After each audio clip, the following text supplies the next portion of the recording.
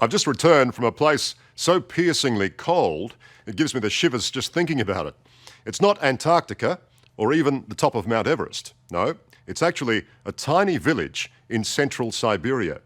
In Oymyakon, it's so cold your eyelashes freeze together and you're constantly on guard against frostbite. If it's warmer than minus 55 degrees Celsius, then it's a good day. So rug up as we venture to the coldest town in the world.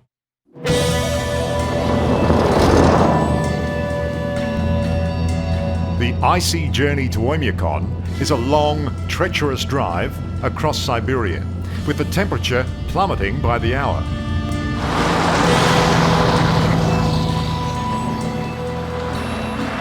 It takes 2 days and nights on roads as slippery as glass.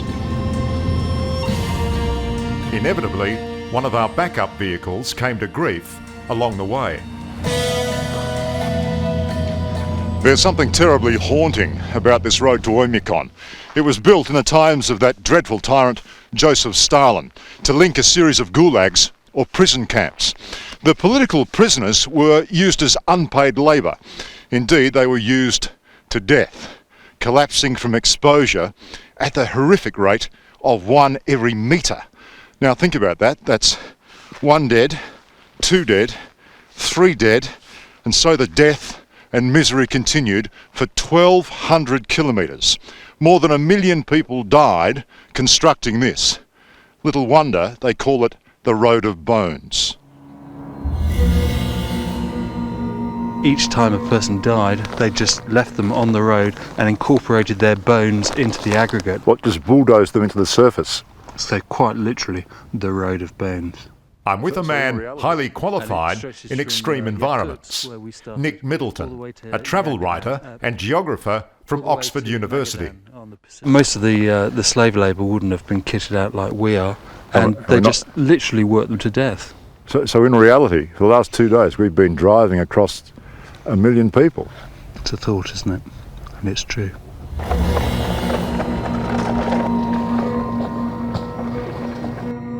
To get to the coldest town on Earth, we cross 2 frozen rivers, climb a mountain range, and traverse endless forests to a remote speck on the map, smack bang in the middle of Siberia.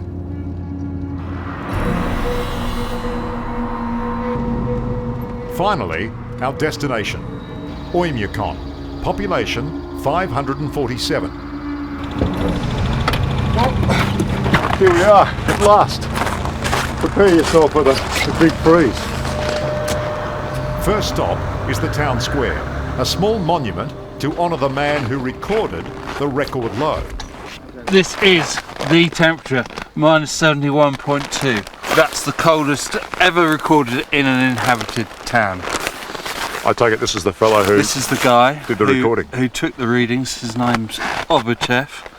He was a geographer, explorer, writer, and he recorded the temperature in the 1920s. And he was freezing. Yeah, he was. It's hard to describe the intensity of the cold, except to say that your freezer at home runs at minus 18 degrees. And when we drove into town, it was minus 45. Although the town's mayor thought today's weather was quite mild. It's warm now. This is warm. Тепло даже? Yeah, it's warm now. The locals say it's truly cold when it dips below minus 50, when blood stops flowing to exposed skin and frostbite sets in. The worst thing here is that you can underestimate the cold, and you're not realizing when your parts of your body are frozen. And you know what? The end of your nose is going. Is it? Yeah, Okay. it's getting a waxy colour. Okay, well that's not good. No, it isn't. I better get back in the car. Yeah. Okay. No kidding, it is. It's gone all white. All right, thanks for coming. Okay. We hurried to our accommodation. There are no hotels, and a local family agreed to put us up. The native Yakuts have distinctive Asiatic features and live much as they've done for centuries. Next to the wood pile is an ice pile. Ice blocks are melted inside for fresh water. Tamara, you've lived here all your life. It must be a very hard existence. Есть свои определенные трудности, конечно, но... Yes, there are difficulties in anyone's life, but it's good here. If I had a choice to live anywhere in the world, it would be here. Tamara, in your lifetime, what's the coldest day you've experienced? 64. When I was a little girl, it was -68 one day. It's never been as cold since then.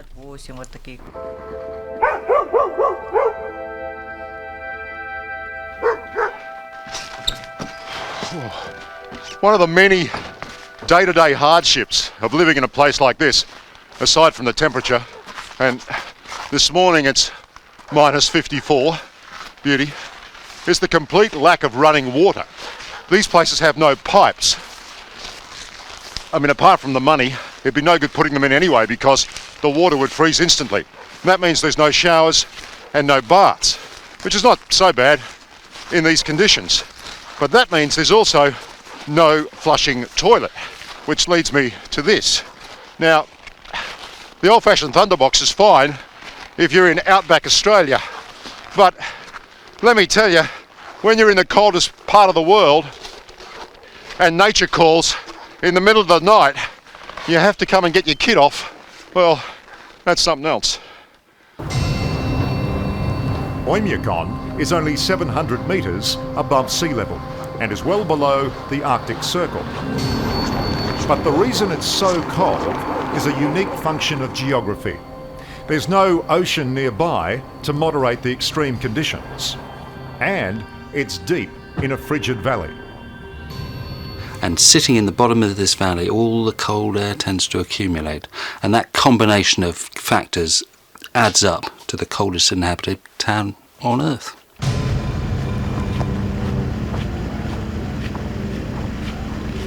The people who live here, I think there are certain common factors. I haven't seen any tall people here. And that makes physiological sense because it minimises the amount of surface area they have to lose heat from. It's the same as the Yakut horses. They're short, squat creatures. Yakut horses have adapted so well they stay outdoors 24/7. Their one weak spot is that the ice accumulates on their backs. Not surprised. So they have to de-ice them. De-ice the horse. Every month or so in winter, farmers round them up for a procedure you'd see nowhere but here.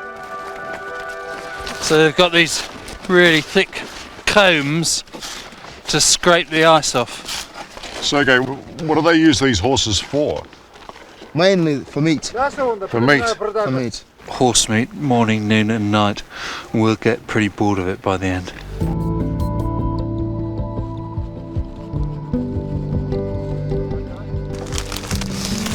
Liam, What do you got? below -50, this trick effect is supposed to work. Another day in the deep freeze, and it was cold enough for Nick to try some experiments he'd read about studying geography. Go on then. This is boiling water. I've taken it just off the stove. You can see the steam. Yeah. Right? You watch. I'm going to throw the water up into the air. Right? Ready? Yep. Oh.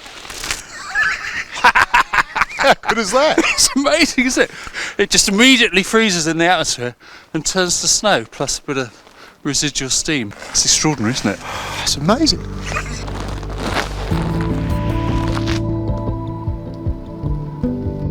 Washing presents some interesting effects in this part of the world, Liam. And now, stand up and swing it round your head. Swing it around my head. Swing it round your head, please. 1, 2. A bit longer. This is how you dry it here, isn't it? All we're effectively doing is speeding up the process of hanging it on the line. Oh, okay. Okay, stop now. See what effect you've got. Look at that. Look at You were that. doing that for about 10 seconds, and now look at it. That is amazing. Look. I've never tried this, but you're supposed to be able to split it down the middle quite easily. Like, yeah, try that. Your favourite T-shirt. Yeah, yeah. It's an old one. Yeah, look at that. Oh, But nothing illustrated the deep freeze better than Nick's final party trick. I left a couple of bananas out last night. Have you ever seen a nail hammered in with a banana? I can honestly say no. Possibly not. Okay. Totally ridiculous, and yet Look at that. totally effective. Look at that. You leave me off there, Nick. The thing that struck me most about this place was that no matter how frigid the weather, the townsfolk just grin and bear it. On the coldest day of our journey, the local reindeer herder offered to take us to see his best mate, a fisherman named Igor. Hey, listen, without any reindeer, there'd be no Oymyakon, because the whole town grew up on a place where reindeer herders used to spend the night next to the river. It's a highly unusual way to go fishing, though. The reindeer dropped us at the local river, where Igor was already making holes in the ice. At minus 54, the frostbite hazard on exposed skin is serious. And the fisherman noticed my nose had turned white again. Well, he's saying your nose is frozen. Right. I'll cover up. Oh, yeah. The method is ingenious. Where does the net run to? Goes to that hole. Over there. Yeah. 2 holes about 5 metres apart, with a net slung under the ice between them. Igor rarely goes home without a bucket full of fish. Yeah. Ooh. Oh, here we go. Bare hands too. Come on then, fishy boy. Oh, yes. Yes. Well done. Brilliant. Igor, you beauty. Nature provides in abundance here. Look at that. Oh, and another one. Gosh, you're getting lots. The local legend has it that when God was creating the earth, he got so cold that his hands went numb and he dropped the lot in Oymyakon. Yeah. Look at that. Yeah. Yep. Frozen solid. Already, look. Today being 54 below, school kids missed out on a day off by just 1 degree. If it's minus 55, the school says it's too dangerous to leave home.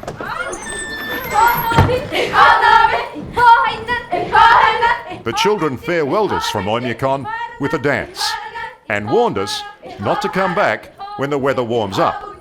It gets to plus 35 in the summer months, and apparently it's unbearable. In summer, it gets very hot. It gets very swampy when everything melts. The air is full of mosquitoes and black fly, and it's an extremely unpleasant place. I wouldn't like to live here. I don't think I could live here, actually, both for those climatic conditions and also the remoteness. That combination, that package. Don't think I could do it. It's hard yards, isn't it? Very hard life.